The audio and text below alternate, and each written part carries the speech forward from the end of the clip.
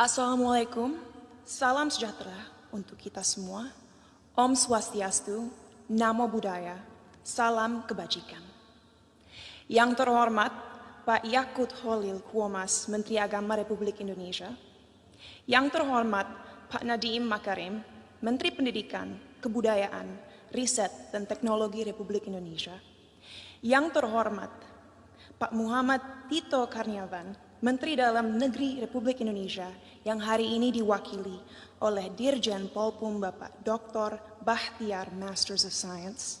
Yang terhormat Pak Muhammad Ali Ramdhani, Dirjen Pendidikan Islam. Dan yang terhormat Pak Yandri Susanto, Ketua Komisi 8 DPR RI. Yang terhormat semua tamu yang saya banggakan. Sungguh sebuah kehormatan bagi saya diundang malam ini untuk mewakili generasi muda Indonesia dalam mengekspresikan opini kami mengenai moderasi beragama. Jujur saya tidak tahu kenapa saya yang diundang malam ini untuk hadir di sini, tapi saya harap pidato yang saya buat tadi malam bisa menggerakkan hati para hadirin hari ini. Sebagai generasi Z dan milenial, kamilah generasi yang akan bertanggung jawab dalam beberapa tahun ke depan atas arah yang akan diambil negara ini untuk menjadi negara yang lebih maju, modern, sejahtera, dan tentunya terkemuka di mata dunia.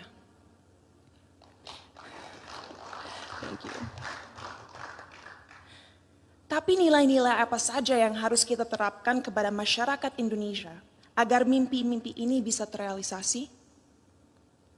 Pada saat ini, kita dalam situasi sulit, di mana adanya polarisasi dalam opini masyarakat.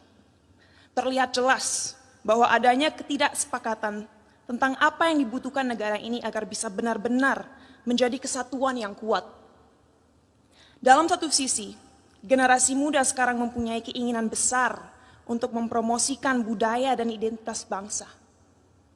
Kami percaya akan pentingnya untuk negara-negara di luar sana melihat potensi, keunikan, dan kehebatan negara ini. Tapi di sisi lain, sampai detik ini, kita semua masih sering berkelahi dan menjatuhkan satu sama lain hanya karena perbedaan ras, suku, dan terutama agama. Bagi saya pribadi, hal tersebut sungguh ironis. Karena bukankah pasal 1 dari Undang-Undang PNPS mengatakan bahwa adanya 6 agama utama di negara ini? Bukankah moto negara ini, Bhinneka Tunggal Ika, yaitu berbeda tapi satu? Tapi mengapa walaupun dengan fondasi negara yang begitu memeluk perbedaan dan toleransi, tetap saja masih ada konflik? Apa yang membuat agama mampu membuat kita melupakan inti dari identitas bangsa ini? Sebagai lulusan psikologi dan sastra Jerman, saya dari dulu memiliki kuriositas terhadap cara berpikir manusia.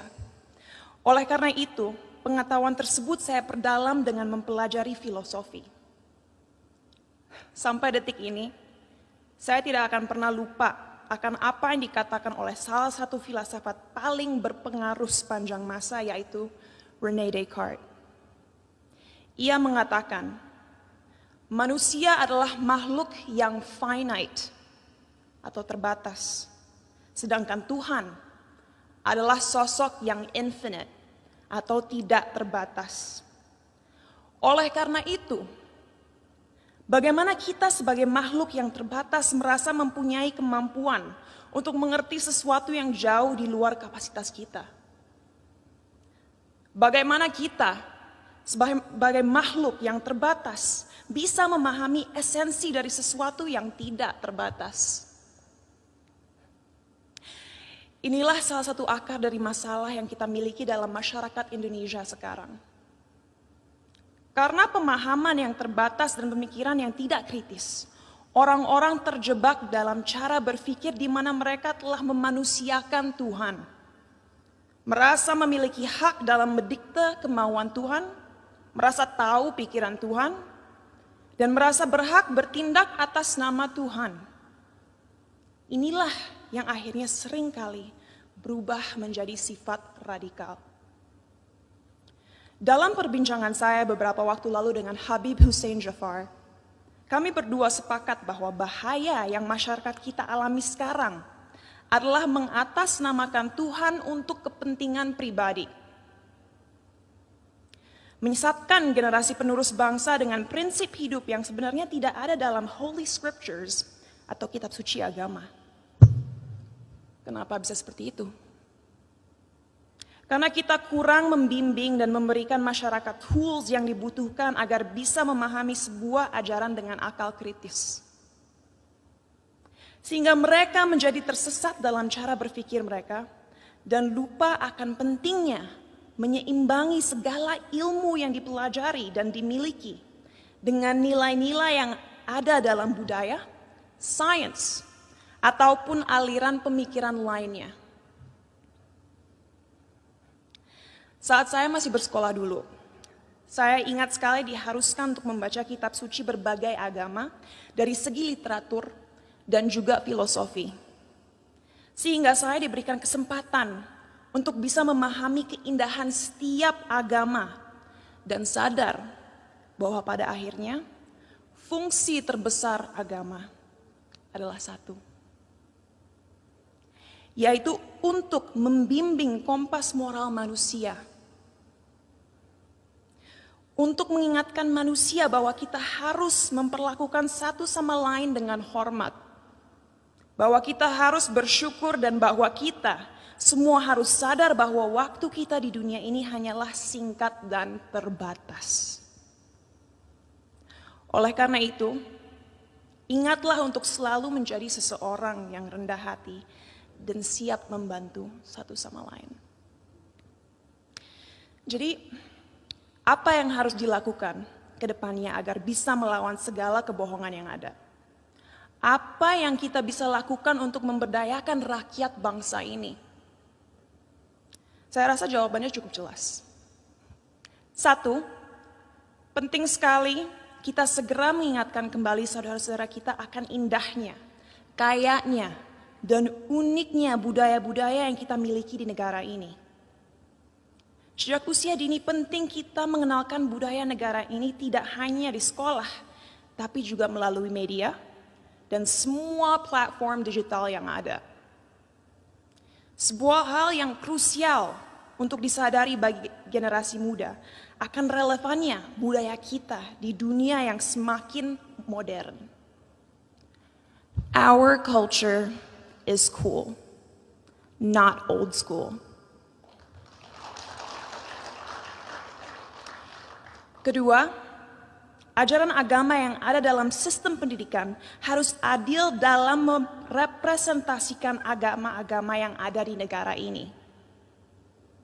Agar orang-orang bisa mengerti sejak usia muda bahwa semua agama itu mengajarkan kebaikan dan tidak seharusnya kita melecehkan dan menyakiti satu sama lain hanya karena sebuah perbedaan. Ketiga, critical thinking, critical thinking, critical thinking. Ajarkanlah adik-adik kita untuk membaca dan mempelajari segala sesuatu dari berbagai sudut pandang. Biarkanlah mereka bertanya. Tumbuhkanlah rasa ingin tahu mereka sehingga mereka tidak mudah dipengaruhi dan dijajah pikirannya. Dan terakhir, gunakanlah teknologi yang semakin canggih sebagai alat yang dapat terus menyebarkan nilai-nilai toleransi. Agar negara ini bisa kembali menjadi Indonesia sejati.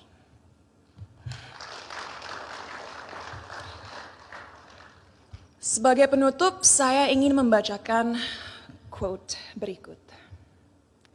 A people without knowledge of their past, origin, and culture is like a tree with no roots. Tanpa fondasi yang kuat, tidak akan ada bangsa yang bisa bertahan.